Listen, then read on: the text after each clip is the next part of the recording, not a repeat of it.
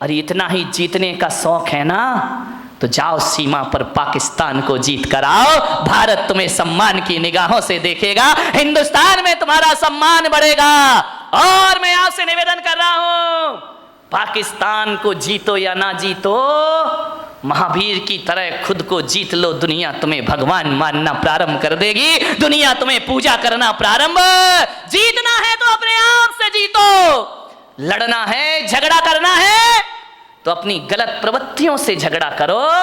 ये दुनिया तुम्हें महापुरुषों की श्रेणी में ले जा करके बेटा, आदमी छोटी मोटी लड़ाइयों को बहुत बड़ी जीत समझता है। दो भाई लड़ गए, जीत गए तो अरे हम तो बहुत बड़े विश्व विजेता बन गए। इन जीतों में, छोटी जीतों से खुश मत हो। यदि क्रोध को जीतना है तो ध्यान रखिए मान्यवर, बात छोटी है, बात बहुत बड़ी है। समझो तो बड़ी है, ना समझो तो बात की कोई कीमत नहीं है। ध्यान रखिए, दिक्कत इसी बात की है कि हम लोग छोटी जीत को बहुत बड़ी जीत समझा करते हैं। क्या होगा, किसी से बहस करने में जीत गए, ये बहुत बड़ी जीत नहीं होती है। जीते हो किसी ने देश तो क्या, हमने तो दिलों को जीता है। ध्यान रखिए, दिलों को जीतने का प्रयास करिए। किसी से लड़के जीत गए तो बहुत बड़े विजेता या सम्राट नहीं कहला जाओगे। एक बात याद रखना, यदि कमठ जीत भी जाता तो दुनिया उन्हें पारसनाथ नहीं मानती। रावण जीत भी जाता तो राम की तरह उनके मंदिर नहीं बनाए जाते। ध्यान रखना, रावण हार गया, राम जीत गए। लेकिन एक बात ध्यान रखना, राम इसलिए महान नहीं है कि उन्होंने रावण को मारा है। राम इसलिए महान है कि पूरे दो साल तक रावण से युद्ध चला, लेकिन राम के चेहरे की मुस्कुराहट कभी खत्म नहीं हुआ करती है। इसलिए राम के दुनिया में मंदिर बनाए जाते हैं। ध्यान रखिए, थोड़ा सा समझने का प्रयास करिए। मान्यवर, कई लोग भविष्य के झगड़े करते हैं, कई का क्रोध फ्यूचर टेंस को लेकर होता है। मेरा क्या होगा, कल कह रहा था ना वो सेठ, मेरे बच्चों का क्या धत तेरे की सामान 100 बरस का पल की खबर। क्यों जोड़ रहा, क्यों इतना सब कुछ कर रहा, आने वाली पीढ़ी के लिए जोड़ करके जा रहा हूं, उनका भविष्य बना रहा हूं। अपना बच्चों का भविष्य बनाने में भाई का भविष्य बिगाड़ देते हो आप। विचार करिए, अपनी आने वाली पीढ़ियों के भविष्य के लिए वर्तमान पीढ़ियों को आप तबाह कर देते हो। ध्यान रखना है मान्यवर, भविष्य को लेकर क्रोध करते हैं। एक मुल्ला नसरुद्दीन था, वो बंबई जा रहा था, पूना से, यहाँ से तुम्हारी बारामती से बंबई जा रहा था। बेटा स्कूल से आया, जैसे ही स्कूल से बेटा आया उसने बैग रखा, मुल्ला ने तड़ा 10-20 चांटे जमा दिए उसके गाल में। पत्नी बोली, यार तुम्हारा दिमाग खराब हो गया है, बच्चा अभी स्कूल से आया है और तुमने इसको 10 चांटे लगा दिए। अरे मुल्ला ने कहा तू चुप खड़ी रह, तू बीच में मत बोल। अरे तो बोले तू मार काय को रिया है, बोले मैं बंबई जा रहा हूं इसलिए इसकी पिटाई कर रहा हूं। अरे यार ये कोई बात है कि तुम बंबई जा रहे हो बच्चे की पिटाई कर रहे हो। अरे बोले मार लेने दे आज इसको जी भर के। अरे बोले तू कैसा बाप है भाई, एक बाप बच्चे से दूर जाता है तो गले लगाता है, प्यार करता है, और तू इसकी पिटाई कर रहा। मुल्ला ने कहा आज इसे जी भर के पीट लेने दे, मैं बंबई जा रहा हूं, महीने भर लौट के नहीं आऊंगा, आज इसे पिटाई करके जाऊंगा। अरे पत्नी ने कहा कि यार मार क्यों रहा है, बोले तू नहीं समझेगी, मार इसलिए रहा हूं कि अब मैं महीना भर तो घर आऊंगा नहीं, परसों इसका रिजल्ट आने वाला है और मुझे मालूम है फेल होगा, और जब मैं यहां नहीं रहूंगा तो इसे मारेगा कौन। तेरे की आदमी, फिजूल की बातों के झगड़े हमारे घरों में हुआ करते हैं। जिठानी लड़ती है, पति समझाता है कि झगड़ा मत कर, तुम कुछ नहीं समझते हो, तुम्हें अपने बच्चों का भविष्य दिखाई नहीं दिया करता है, भविष्य को लेके झगड़े कर रहे हो। एक बात ध्यान रखिए, न भूत को स्मरण करो न भविष्य की चिंता करो, वर्तमान में जियो और वर्धमान बन करके खड़े हो जाइए, आपके जीवन की समस्याओं का हल हो जाएगा।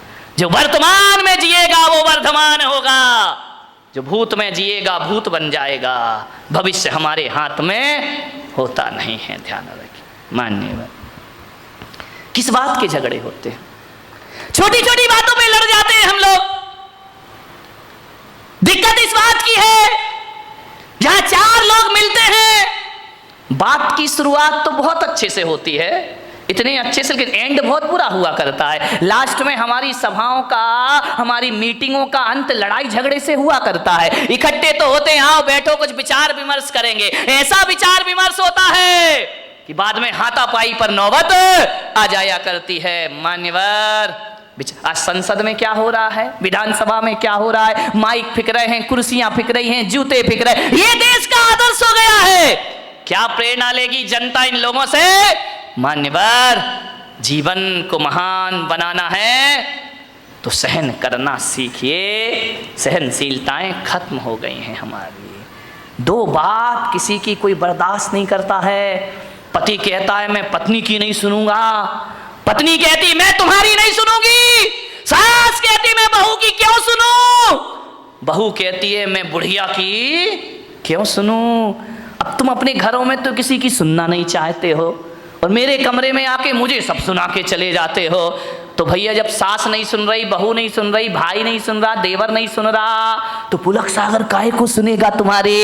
जो आता है वो मुझे सुना के हमारे घर में ये हो रहा वो हो रहा, इसका स्वभाव खराब उसका स्वभाव खराब। जब तुम नहीं सुन रहे तो मैं काहे को सुनूं? लेकिन मैं अपने को किस्मत वाला समझता हूं कि जो बच्चे माँ बाप की नहीं सुनते, जो सास ससुर की नहीं सुनते, जो भाई भाई की नहीं सुनता, देवरानी जिठानी की नहीं सुनता, मेरी किस्मत है कि घंटे भर तुम शांत होकर मुझे सुनते हो। इससे ज्यादा मेरी किस्मत दूसरी।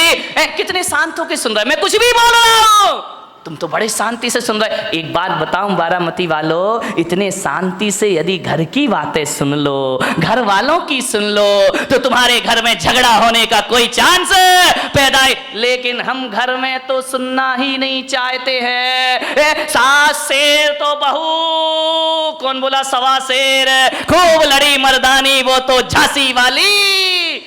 नहीं, थोड़ा सा सहन करो, सुनो, सुनने की कला डालिए, सुनाइए मत, ज्यादा मत सुनाओ किसी को, ज्यादा मत बोलो, कम बोलो, मौन रहो, ज्यादा मत बोलिए। ज्यादा बोलने के लिए पुलक सागर बैठा है ना तुम्हारी बारामती में, जितना भी ज्यादा बोलना मुझसे बुलवा लो, लेकिन तुम लोग ज्यादा, मेरी लोग सुन लेंगे, तुम्हारी कोई सुनने वाला नहीं है, ध्यान रखना। मान्यवर, विचार करिए।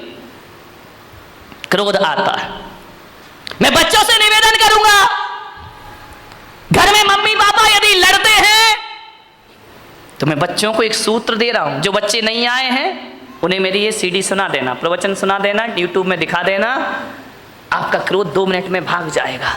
जब मम्मी पापा बहुत क्रोध कर रहे हो ना, तो आजकल एक वो आया है, एक पेन है जिसमें रिकॉर्डिंग हो जाती है ना, वीडियो बन जाती है, आवाज़ वॉइस रिकॉर्डिंग हो जाती है। जब मम्मी पापा लड़े बेटा तो पेन में रिकॉर्डिंग कर लिया करो, फिर देखना ये क्रोध में क्या क्या बकते हैं। और जब ये शांत हो जाएं, और शांत होने के बाद भी नहीं, जब घर में कोई मेहमान आए तो उन्हें नमोकार मंत्र की धुन मत सुनाना, नमोकार मंत्र की झनकार नहीं, मम्मी पापा की टनकार सुनाना। उस समय पता लगेगा कि हम क्रोध में क्या क्या बोल गए। क्रोध में ध्यान रखना, क्रोध में आदमी बेहोश हो जाता है, उसे होश नहीं रहता कि मुझे क्या बोलना है। एक बार एक आदमी तो क्रोध में इतना बोला, गुस्से में इतना बोला, अपने बच्चे को बोला, अब एक गधे की औलाद। बच्चे ने कहा सही कह रहे हो बापू, ध्यान रखिए, बीच आदमी होश थोड़ी रहता, मैं गुस्से में बोल के आ रहा हूं, अब एक गधे की औलाद। अब विचार करिए, उसने कहा, गुस्से में एक पति ने पत्नी से कहा कि क्यों नहीं, जब तेरी शादी हुई थी तू पागल थी क्या, जो मेरे से शादी, पागल थी क्या जो शादी के समय तूने नहीं देखा मुझे, अब तुझे गुस्सा आ रहा है, पागल थी क्या? पत्नी ने कहा पागल नहीं होती तो तुझसे शादी काहे को करती, ये पागल ही तो था। एक बार क्या हुआ, एक पत्नी ने अपने पति से कहा, यार तू तो इतना भोला है, इतना भोला है, इतना भोला है कि तुझे तो कोई भी बेवकूफ बना सकता है। पति ने कहा ज्यादा मत बोल, बोले तुझे कोई भी बेवकूफ बना सकता है। पति ने कहा बिल्कुल सच कह रही है, सबसे पहले बेवकूफ तो तेरे बाप ने मुझे बनाया जो तेरे से शादी कर दी। ध्यान, आदमी क्रोध में क्या क्या भूल जाता, उसे होश ही नहीं रहता, पता ही नहीं रहता। सब रिकॉर्डिंग कर लो, और जब मेहमान आए, यदि सासू बहू लड़ रही हो ना तो देवरानी रिकॉर्डिंग कर ले, और जब कोई मेहमान आए तो चालू कर देना, शर्म से पानी पानी हो जाएंगे लड़ने वाले। और अब जब भी लड़ेंगे तो याद रखेंगे कोई शैतान मेरी मोबाइल में फोटो तो नहीं बना रहा है, कोई आवाज तो टेप नहीं कर रहा। ध्यान रखना, क्रोध ज्यों-ज्यों बढ़ता है भाषा असभ्य होते चली जाती है, भाषा अपनी सभ्यता खो दिया करती है। क्रोध में जितने निकृष्ट वचन हो उतने एकत्रित कर लिए जाते हैं, लेकिन जब प्रेम होता है तो भाषा भी संभलती है और व्यवहार भी संभल जाया करता है। ध्यान रखिए मान्यवर, क्रोध से बचने का प्रयास करिए। सामने वाला यदि क्रोध करे तो हम क्या करें मालूम है? जब हम लोग बचपन में थे तो साइकिल चलाना सीखते थे। हमारे घर कोई भी आ जाए, वो घर में बात कर रहा, अपन उसकी साइकिल लेके भाग जाते थे। कभी कभी कोई साइकिल नहीं देता था ना, तो एक शैतानी कर देते थे, उस साइकिल की हवा निकाल दिया करते थे, साइकिल में सुई कांटा चुभो के पंचर कर दिया करते थे, फिर वो आदमी घर नहीं जा पाता था। मैं भी आपसे कह रहा हूँ ऐसी शैतानियाँ तुम लोग मत करना जो हम लोगों ने बचपन में की हैं, लेकिन आपसे कह रहा हूँ इस दिमाग में भी बहुत क्रोध की हवा भरी हुई है। और जब क्रोध की हवा भर जाए और जब क्रोध प्रकट होने लगे उसे पंचर कर देना, थोड़ा सा क्रोध की हवा निकल जाएगी, क्रोध शांत हो जाएगा। पंचर कर दीजिए दिमाग को।